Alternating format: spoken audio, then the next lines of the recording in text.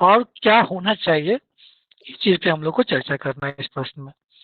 तो अब देखिए इसमें क्या है, एक इंट्रोडक्शन, जो क्वेश्चन का जो वर्डी क्या बनेगा, एक तो इंट्रोडक्शन हो जाएगा, तो उसके अलावा वर्डी में क्या क्या लिख सकते हैं, resource potential of India coast line, उसमें दूसरा सेक्शन क्या कर सकते हैं कि status of natural hazard preparedness, जो अभी हमारे पास प्राकृतिक खतरे हैं उसके लिए हमने क्या क्या तैयारी की है, उसकी क्या स्थिति है, और साथ में थोड़ा सा आप टच दे सकते हैं कि क्या उसकी लिमिटेशन है, कहाँ तक हमने तैयारी किया है और क्या होना चाहिए।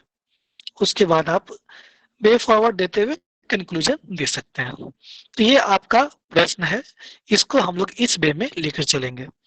अब इंट्रोडक्शन में आप दे सकते हैं, जैसे हमने यहाँ पे दिया है, India is blessed with an extensive long coast line of 7,516.6 kilometre, is rich in varied resources which can be harnessed for development of blue economy.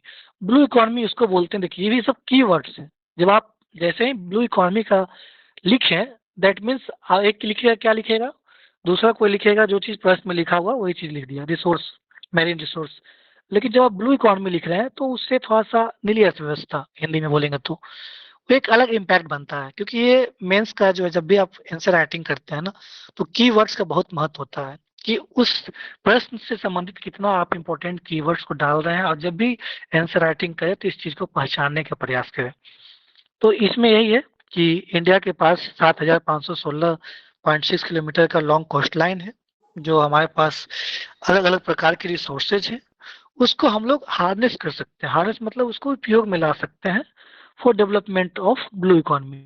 जो भी हमारे पास मैरीन रिसोर्सेज है, चाहे वो फिशरी है या उसके अलावा मिनरल्स है, मिनरल्स में बहुत तरह के मिनरल्स मिनरल्स होता है, जैसे कि एक आजकल रिसेंट प्रचलन में है रेयर अर्थ मेटल्स, बहुत इंपॉर्टेंट मेटल्स आजकल इलेक्ट्रॉनिक आइटम्स में, सेमीकंडक्टर्स है, बाकी तो पोर्ट शिपिंग होता ही है, इसके अलावा फिशिंग का काम तो होता ही, टूरिज्म के लिए इम्पोर्टेंट है ही।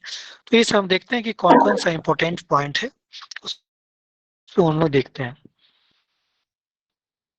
देखिए पहला है आपका उस एनर्जी, हमें प्रयास तो उसको अलग से बढ़ा है, उससे क्या हो कि आपको याद रहेगा ज्यादा। अब उसके बाद हो गया कि जैसे मान देखिए हमने बना लिया एनर्जी पहला, एनर्जी हो गया,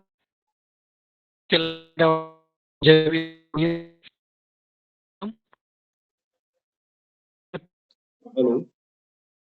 वॉइस कट रही है सर। नहीं नहीं, कट रही है।